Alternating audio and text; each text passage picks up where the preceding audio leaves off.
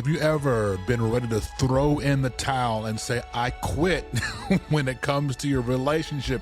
I think we've all been there. It's that feeling of frustration with your partner. Well, in today's episode, we're going to talk all about what frustration is and how it pertains to your relationship. And by the end of the video, you'll get 3 keys on how to walk through frustration and into peace. Let's get into it right now.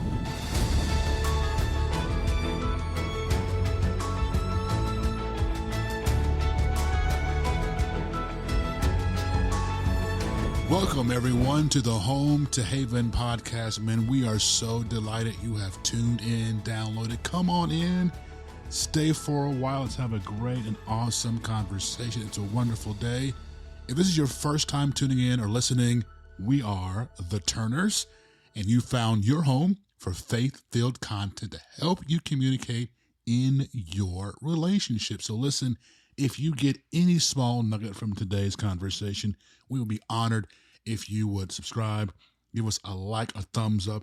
It helps the algorithm tell more people, hey, you should check that video out. Check us out. You should, listen more. So whether you're watching on YouTube or listening on any podcast platform, we are grateful for you being here. That's right. We're excited to be back. We Yeah, took a little bit of time off. We took a little bit, well, not really time off, because we've been working. Well, time off of the podcast specifically, I guess. Yep. We've been doing a lot of other things. We have been, definitely have been busy. We have been very, very busy working on some new resources for you guys, something that I guess was birthed inside of you. And so, we are about to have some things to show you guys. So we're very, very excited about it. It's been a process, it's been a journey, but it's been good. Yeah, I'm excited. We're in the middle of it. And I'm excited to keep going forward to have something to show you all soon. So I'm very, very excited about that. Can't give too many details. Well, whatever. Okay. Goodness, my mic is falling. Yeah. Excuse me. It's been quite the day. Okay. Thank you for your patience. It's probably literally taken me an hour to get ready. Yes, setup was a little bit slower today, but that's okay. We're here. We started. We're going to jump into the episode. We're going to jump into the episode. All right. Which is about frustration, which you didn't get frustrated. I did not get frustrated with you today, but we're going to talk about getting frustrated with your spouse. I would say every relationship you experience that at some point. You've been frustrated with me? I have. Tell me more about that. And when you're frustrated, we're going to go over a few reasons why that typically happens. Tell me why you were frustrated with me. Do you want me to think of something in the past when I was frustrated with you? Yes. Because I haven't been frustrated with you lately. So Okay. I would have to think back in my memory and bring some old stuff back up. Have you been frustrated with me ever? Of course. Okay. Do you have a specific example? Well, very grateful that too many examples, but Okay. most times whenever I've been frustrated, it has been because I felt like you didn't care. And I felt you didn't care because you were not communicating.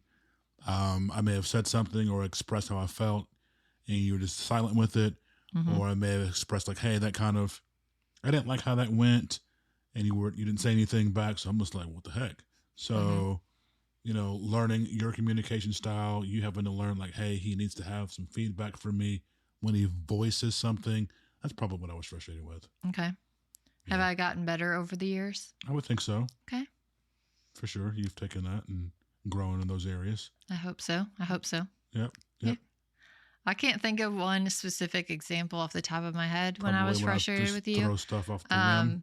But yeah, maybe. Or if something's super messy.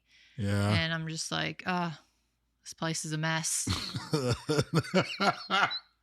I got to clean it all up. Yes. That's about as high as your voice goes. And that's literally she's probably, when she says that, it's she's super mad. And I have no idea that she's I think that's probably why also. Okay. It's that's your, my level. That's your level 10. And right. I have no idea. I'm definitely not a yeller, or I'm not throwing things, right? Or screaming or yelling or calling you names. No. So if I am frustrated, I don't show it in maybe the more typical ways that you might see that are unhealthy, by the way. So maybe that's why you don't notice it. I tend to keep things more inside. Is that healthy? Not always. Okay. So we can talk through that too. But Yeah, you mentioned that being healthy, and so I think that's really important. It's something that I've talked to you about yesterday.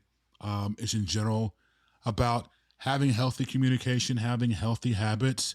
A lot of people come from different backgrounds and may not have seen healthy, organic communication. Yeah. They may not have experienced,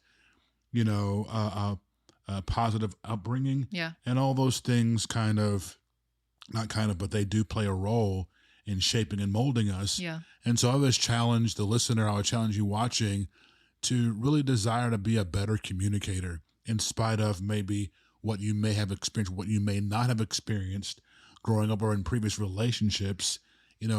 Have that desire to I really want to get better and be the best I can be at communicating and interacting with people, especially your spouse. Yeah. And that shows maturity just from your standpoint, especially when you, like you said, you don't have examples growing up, or you might not even have examples in your life now that you can look at to see, okay, that's how a healthy conversation would go between a husband and a wife. Yeah. So, just realizing that and then deciding, hey, I'm going to get better at this. Yeah. And a good place to start, right, is to listen to Christian couples that have been through things and can give you sound biblical advice, right? Everything we talk about here is going to be based in the Bible. We're not just telling you what's trendy or what's the cool thing to do, right? So listen. Yeah, and it works. So, we believe the word of God works. It is true.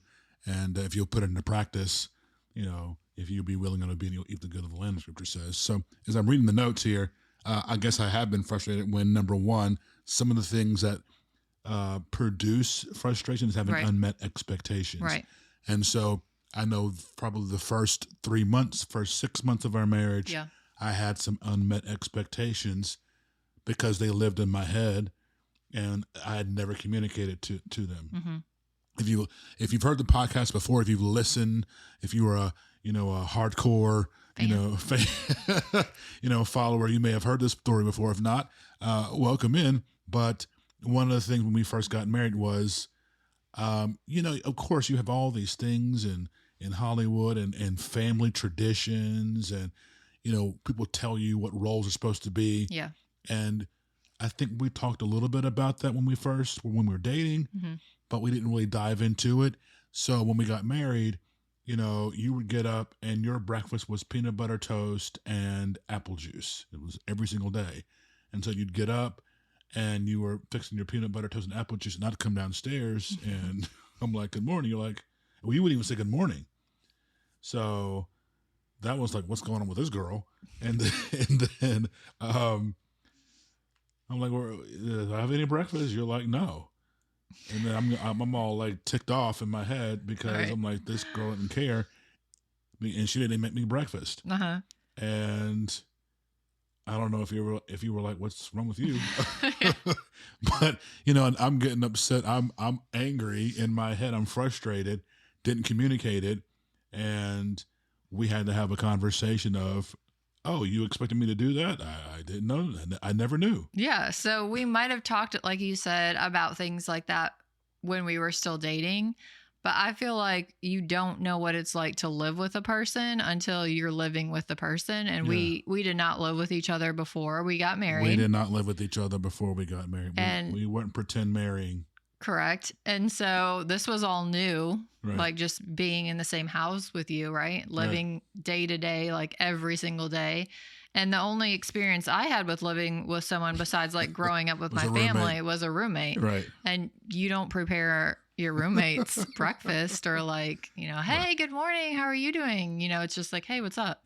And everybody like goes about doing their own thing. So, I was just like, hey, it's, the morning, grab a bite to eat before you start your day. And so like you were saying, those were unspoken expectations. I didn't know you were expecting me to do that or wanted me to do that or desired for me to do that.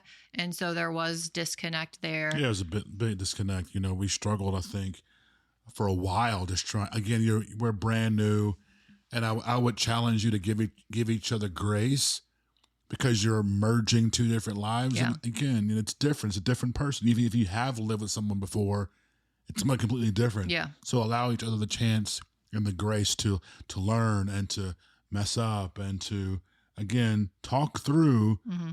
Hey, when I get up in the mornings, I don't really talk. I don't want to be bothered. I got my AirPods in my ear, or whatever it is.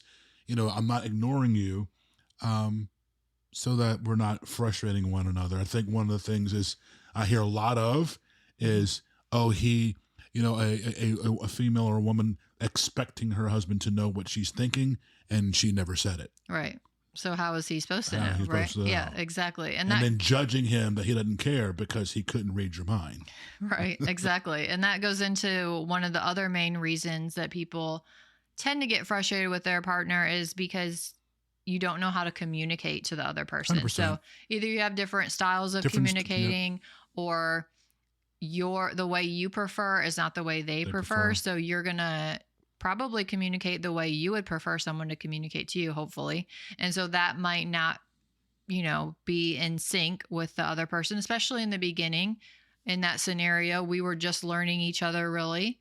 We hadn't really dated that long. I mean, compared to other people. Sure. And so we're still learning a lot about each other and learning how to live with each other and learning how to be married. So trying to get through that communication phase of speaking to each other about expectations was a huge thing that we had to learn as well. Yeah, I'd love to know if you want to hear more about this, because I feel like it can go into a different topic. So definitely drop some comments and give us some feedback. You mentioned about we didn't live together. Right. So how are you supposed to know someone if you don't live with them? Like, how do you know what you're getting? Yeah. How do you really, really know? Like, are they just like, what are we supposed to do? Husband-like material while you're dating so that they get you, and then you're married, and then it's like, who is this person I married, right? Well, I will encourage you just to be yourself. Well, of course, be yourself. I'm just saying, can you ever truly 100% know what you're getting into when you get married, before you're married? You're not going to know everything, but I truly believe that you can have a clear indication, right? Because I believe the tree, the tree by the fruit that it bears. Mm-hmm. So you should see some evidence of integrity. Right. You should see some evidence of character. Yes. I would encourage you to throw the fleece out there like Gideon. So test them, try to make them upset, do something intentional. Again, not with malicious intent, exactly. But maybe you don't call. Maybe you go a day without speaking, and just kind of see the trigger. What are some things you want to see that person in an environment with other people? Mm-hmm. How do they treat the waiter or the waitress? How do they treat somebody, or respond when customer service isn't customer service? Like, what happens? What's their MO? What are they saying? What are they doing? Because that gives you a clue into, what you can kind of expect when things don't go their way, or how they're expected to, because life isn't going to go the way you planned it. Exactly. And you can see their true character come out, especially like you said, dealing with other people in more stressful situations. So was it stressful situations, which is an external stressor. So external stressors can bring frustration. So stress and finances and children and obligations. Yes. Those are things that are outside of the relationship that can definitely play a part into bringing frustration and causing and tension between your marriage. And so it's important that we talk through those things and we tackle those things together. Yeah. Like, don't be in a silo and trying to be Superman or Superwoman, super husband. Like, it's okay. Talk through it and let each other know we're a team. We do this together. You don't have to worry about trying to be the provider and the big bear, because God is our provider. Amen. You don't have to worry about trying to hold the whole home together, right? We are going to do this together, and whatever you need from me, I've got it. Whatever I need from you, you've got it. And when I'm down, you're up, and when you're up, just those things. Yeah, and realizing that there's always going to be external stress factors at some point in your life, and not allowing, just because you're really frustrated or really stressed with work or something else outside your marriage, not letting it spill into your marriage, like taking it out on the other person because you're so stressed. So I'm just going to snap at my wife because she's near me, type of thing. So realizing that those external stressors can, if you don't keep them in check, roll over to your marriage. 100%. And that's something I think I've told you. I'll say, like, hey, I've got some stuff going on this week. And so if you notice me being a little snippy or chatty or snappy, it's not you. Yeah. I'm dealing with some stuff, or, this is the busy part of my year. Excuse me. So I've got extra things going on. And I'll try to communicate that ahead of time. Or maybe if I notice that, I may have said something like I've said, hey, this is not you. Something's going on today. Yeah. And you've communicated that well to me too, especially if you're not like feeling well and you're like, hey, I'm just like not feeling the greatest. I don't mean to, yell or raise my voice or anything like that. So that's helpful in those situations too, to just realize that. And I do that because I don't want to damage her, right? So I don't want to damage her. I don't want to create a rift or a wall or put up that hesitancy for her to talk to me. So, gentlemen, be proactive in that. That is what leadership looks like, is saying, hey, this is what's going on in my world. I want to bring you into it so that she understands, and do the same thing and on the other side as well. Yeah, absolutely. So those are some main reasons why you may feel frustrated in your relationship and with your spouse. But we're really here to encourage you that just because you're experiencing a frustration doesn't mean your relationship is doomed or it's over, or it's time to throw in the towel, right? So we want to talk through why frustration doesn't have to mean the end, or shouldn't be getting your mind into that way of thinking. Yeah, it's really a opportunity for growth. It's an opportunity for development. Don't run from that. Don't be afraid or hesitant or anxious. As you said, feel like it's over and doom when there is a hiccup or a moment of tension. It's an opportunity for growth, an opportunity for learning. Yeah. Whether you are 3 days in or whether you're 35 years in, it's still an opportunity for learning. It's an opportunity to say, okay, let's grow and get better in this area. So don't run from those things. Don't worry about those things. I would definitely schedule regular check-ins. Schedule those moments and points throughout the day, throughout the week, throughout the month of what's going on. How are you doing? How are you feeling? Everything connection, okay? Right? Okay. Yep. Intentional connection is really important, and not just letting it roll off of like, it'll happen when it needs to happen. Like, this is something that you actually need to be proactive in doing. Like, hey, it's time for us to maybe sit down and chat, or even if it's just a conversation, in the back of my mind, I'll think to myself, hey, I need to remind Terrell about what's coming up this week because things are a little bit different. And so I know he's got a lot going on. I'll just make sure he knows, like, not in a bad way or anything, but like, this is what we have going on. And so our communication is still strong. We're still connected, and we're not just, like you said before, living kind of parallel lives next to each other. Yeah, we don't want to live parallel lives. So how do you overcome living parallel lives or living in silos? Is by coming together, is by bringing the other person into your world and saying, making sure they are aware of what's going on, anything that you need from them, anything they need from you.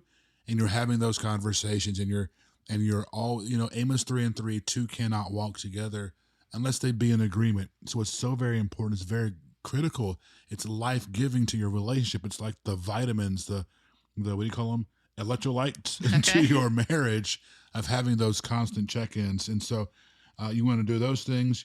You also want to have, I lost my notes. But again, if you need to seek godly counsel together, that's a great step. If it's getting to a point where it's getting out of hand, or it's getting to a point where you need a mediator, that's always a great step. I would say also, you had something for that? Well, I had one as well, as not to let that negative mindset get to you. So when you experience some frustration level with your spouse, to let that be an indicator to you, hey, this is a chance for us to gain deeper understanding. This is a chance for us to get over an obstacle together. This is a chance for us to learn about each other, to connect better, to let God speak through our marriage together. And so don't, again, shy away or be scared of that, and really focus on that. Frustration can lead your relationship into a better place. I think that's the goal. It could lead to a dark place if you allow it to. 100%. And if you go down the unhealthy path. Right. But if you continue to allow the Holy Spirit to govern your actions, govern your words, it will turn you into a stronger couple. We would also say, voice what is frustrating you. Yeah. Hey, this is a trigger. When I hear this, or when this happens, and when you respond this way, that does something on the inside of me. So you're letting your spouse know, hey, there's some boundaries that I need, so that those emotions aren't incited by a certain kind of behavior. That's right. And when you get through things together, that's actually building resilience in your relationship. So, if you face something again, hey, we've been through something before. We can get through this again. We're a team.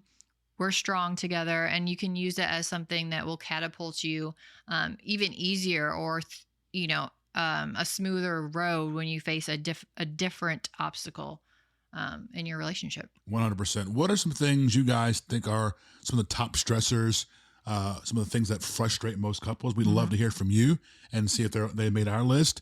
And also know that God has good for you. Amen. And your relationship does not have to be a frustrating place, but it is a place where it is a haven. And so we know that promise from God's word is for you. So if you got anything from today's topic and our conversation today, would you please honor us with a thumbs up? And we really appreciate it. Or if you even want to get more information and keep the content going, subscribe or follow is a great way to do this. Our podcast now are going to be coming out on Tuesdays. All right. We have a new day. A new day. Okay. Just one day earlier. Because now you've got a new playlist on the channel. I do. We'll have some new content coming out this month since we're in July now. And I'll be doing more episodes specifically about the planet part of our Pray It, Plan It, Pursue It framework that we talk about all the time.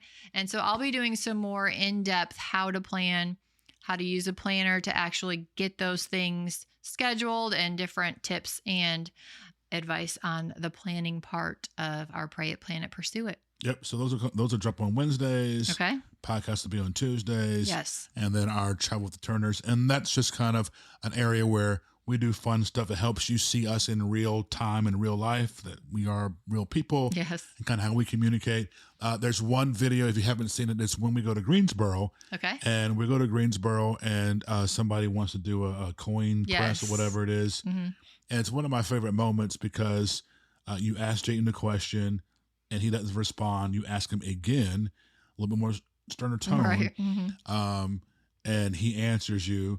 And then you look at me and say, are you okay with that? So I thought it was like a really cool way of people seeing Caught on camera, how you really respond, not raising voice, parenting a child, and then incorporating me in the parenting as well. So that's a great video. It is called T-Rex carousels and I think a tiger out on the sharks, but it's our Discovery of Greensboro trip. So check that out. We will put it in the description. It'll also be a card at the end of the video of ways you can interact with Oak Haven Company. Thank you so much for listening, so much for watching. We are honored to have you part of our community. And remember that wisdom builds the house. We'll see you next week.